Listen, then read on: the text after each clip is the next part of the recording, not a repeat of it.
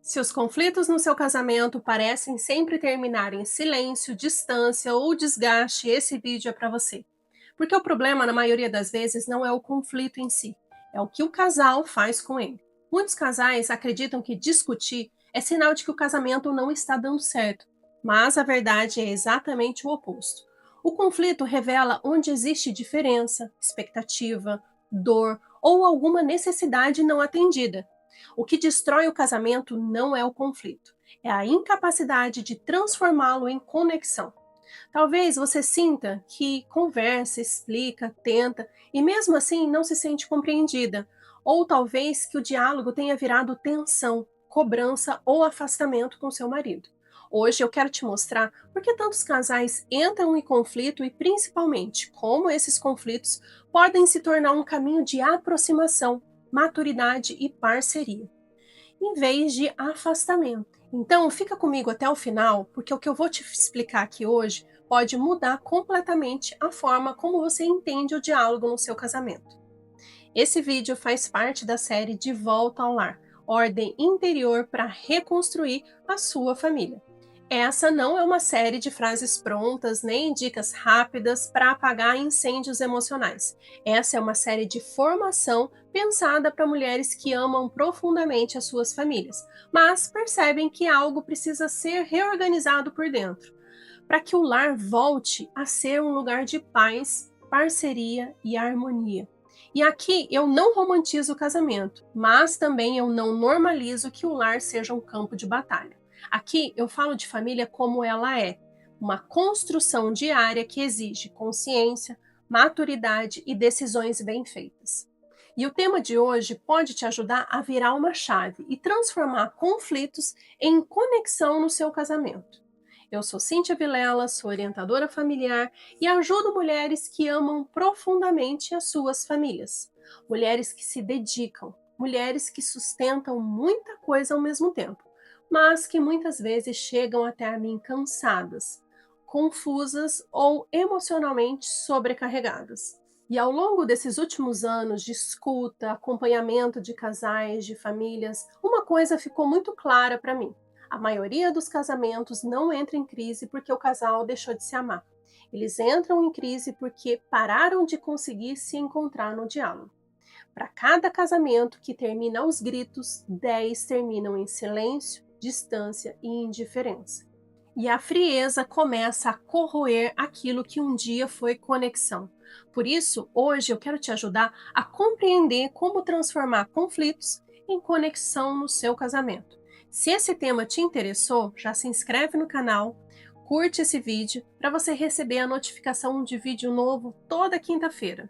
Meu compromisso para 2026 é um vídeo novo a cada semana para ajudar um número maior de mulheres a reconstruírem a sua família, reconstruir um lar forte e com uma família unida. E para começar, eu já quero tirar um conceito errado da cabeça de muitas pessoas sobre o casamento. Conflito entre casais não é fracasso, é matéria-prima para crescimento. A primeira ideia errada que muitas pessoas têm sobre o casamento é achar que conflito é sinal de fracasso, como se um casal que discute automaticamente esteja no caminho da separação. E não é bem assim. Eu quero te falar algo com muita clareza: casais saudáveis também entram em conflito. A diferença não está na ausência de conflito, mas está no que o casal faz com ele. Casais maduros usam o conflito como oportunidade de crescimento, de ajuste, de amadurecimento. Já casais imaturos usam o conflito como arma, como defesa e muitas vezes também como ataque. Bom, conflito não significa falta de amor. Conflito significa que existem duas histórias, existem duas sensibilidades, duas formas diferentes de perceber o mundo, e essas duas pessoas existem e precisam conviver no mesmo espaço. Então o problema começa quando o conflito deixa de ser entendido como diferença e passa a ser interpretado como ataque pessoal. Bom, para começar esse vídeo, eu já quero compartilhar com vocês um caso real da minha prática de orientação familiar. E aí eu vou usar alguns nomes fictícios para não expor aí as minhas mentoradas. A Clara me procurou em profunda crise no casamento. Ela me procurou dizendo assim: Cíntia, eu brigo o tempo todo com meu marido e eu não sei exatamente por quê. Tudo é causa de briga. No fundo, ela sentia que o marido estava distante, ela sentia que ela estava descontrolada. Então as coisas não andavam bem. As discussões pareciam sempre começar com coisas pequenas, mas aí terminavam sempre grandes, porque havia ressentimento ali. Bom, depois de algumas sessões, algo ficou claro. A raiz do conflito não era emocional, era uma crise financeira. A família havia passado por uma mudança importante na renda do casal. E o que estava acontecendo ali não era irresponsabilidade nem frieza, era algo muito mais sutil. Cada um lidava com o dinheiro de formas diferentes, a partir de uma lógica completamente diferente. Para Clara, cuidar da família era gastar, comprar, organizar, suprir, garantir conforto para todos ali, porque estava na cabeça dela que o novo emprego do marido lhe permitia isso. Mas para Carlos, não. Para Carlos, cuidar da família era poupar, planejar, proteger o futuro deles. Então, dois modos legítimos de andar, mas completamente diferentes. E aí o problema é que o diálogo entre eles não acontecia a partir da compreensão, mas a partir de ofensas, acusações, ataques. Então, Clara dizia que Carlos era frio, controlador. Já Carlos pensava que Clara era irresponsável, que era impulsiva. Nenhum dos dois se sentia visto, nenhum dos dois se sentia compreendido, reconhecido. E aí, com as técnicas de orientação familiar, acompanhamento do casal, algo invisível para o casal se tornou visível. Carlos, enfim, conseguiu enxergar que o modo da Clara gastar não era descaso ou outra coisa ruim, impulsividade, era apenas cuidado do jeito dela. Para Clara, ela conseguiu enxergar que o modo de Carlos poupar não era o egoísmo ou avareza, era simplesmente proteção do jeito dele.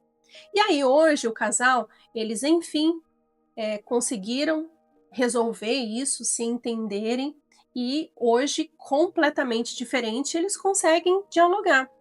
Antes de gastar, Clara conversa e não conversa mais de um modo defensivo, mas ela entendeu que o marido não é um inimigo, pelo contrário, ele sempre pagou as contas em dia, ele sempre sustentou a família com responsabilidade.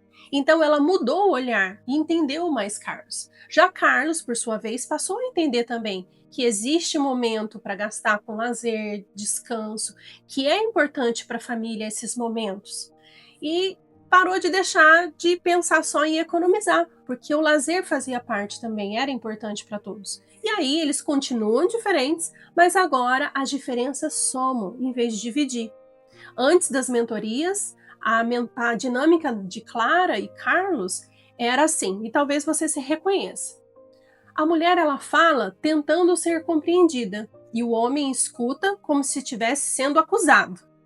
O homem se fecha para evitar briga, a mulher interpreta isso como indiferença. E aí, um quer resolver falando, o outro quer resolver se afastando. E sem perceber, o casal entra num ciclo perigoso. Quanto mais um fala, mais o outro se fecha. Quanto mais o outro se fecha, mais o outro se exalta. E aí isso vira um ciclo muito ruim para o casamento. E isso não é falta de amor, é falta de tradução emocional. É como se duas pessoas que estivessem falando línguas diferentes estivessem tentando se comunicar, sem intérprete. Ambas estão falando, ambas estão tentando, mas nenhuma está tendo resultado, não está sendo realmente compreendida. Então, quando o casal entende isso, o conflito deixa de ser um lugar de ajuste, passa a ser um campo de batalha. Eu citei um caso aqui de conflitos por uma crise financeira, mas isso acontece com todos os conflitos. Conflitos gerados por crises financeiras, por imaturidade, por causa dos filhos, por desgaste na rotina, são vários os tipos de crise e mesmo assim o casal pode superar todas elas. Porque no casamento todos passam por crises.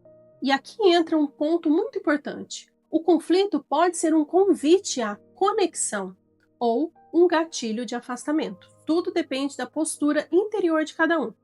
Por isso, antes de querer aprender o que dizer, o casal precisa aprender a interpretar o outro com boa intenção.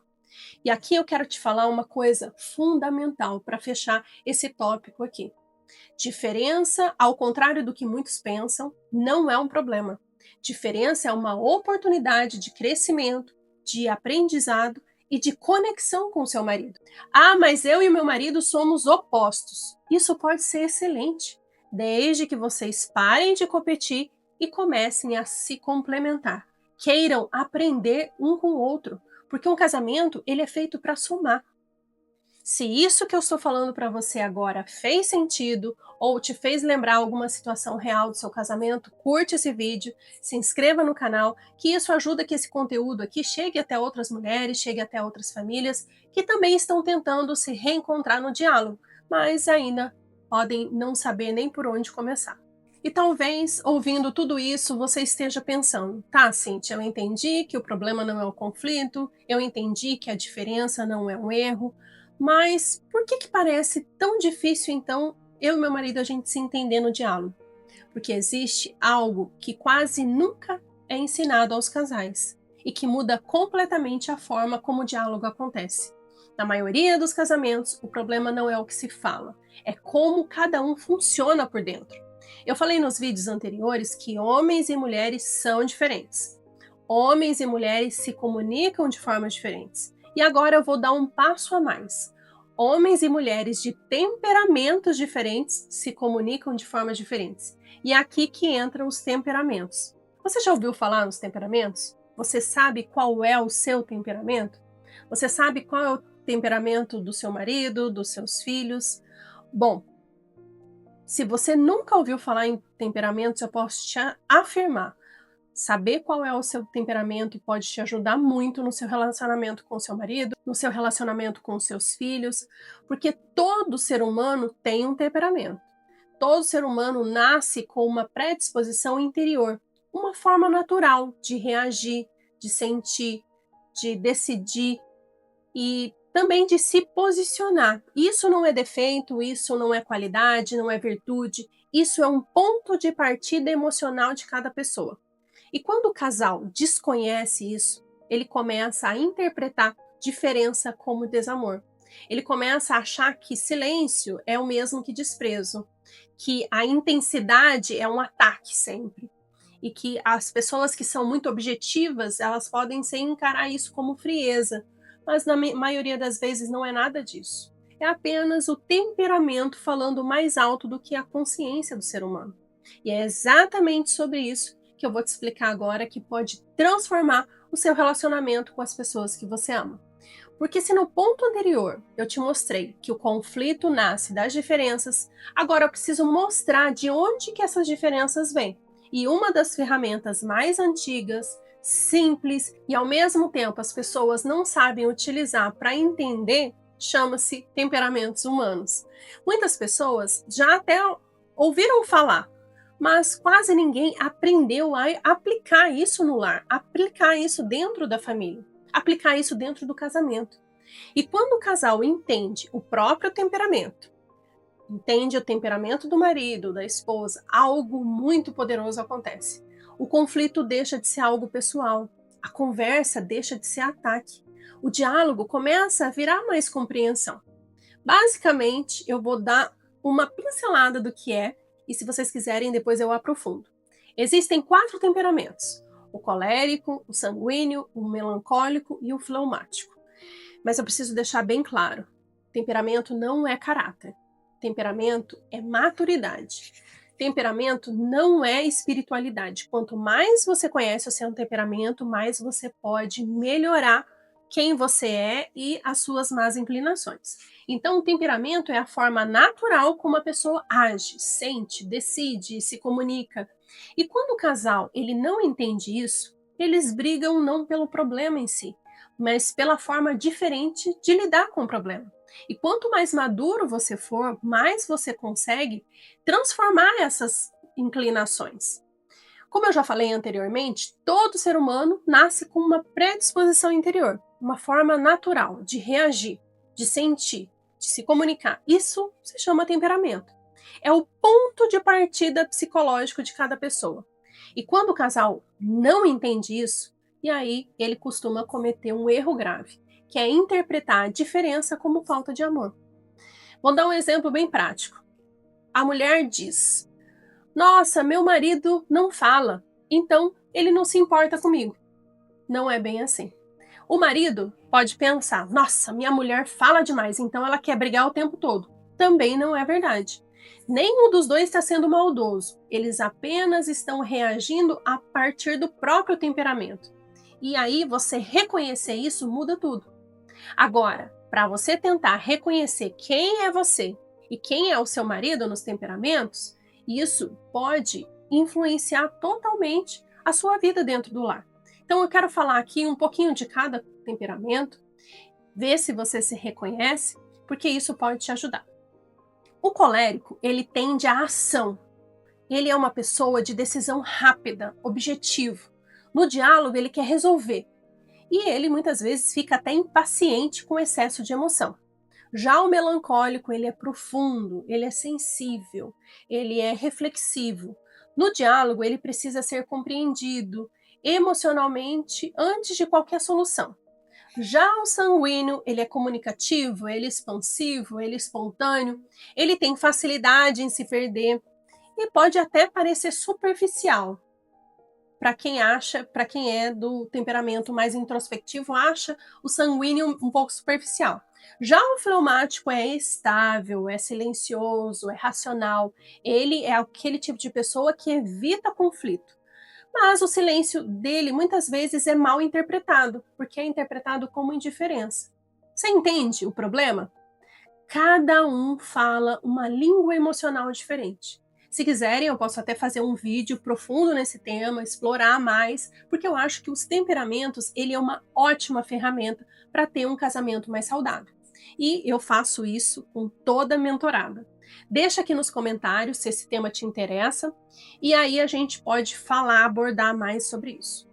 Agora, eu vejo uma coisa que acontece muito nos casamentos, quando as pessoas têm temperamentos diferentes. Elas se comunicam de formas diferentes.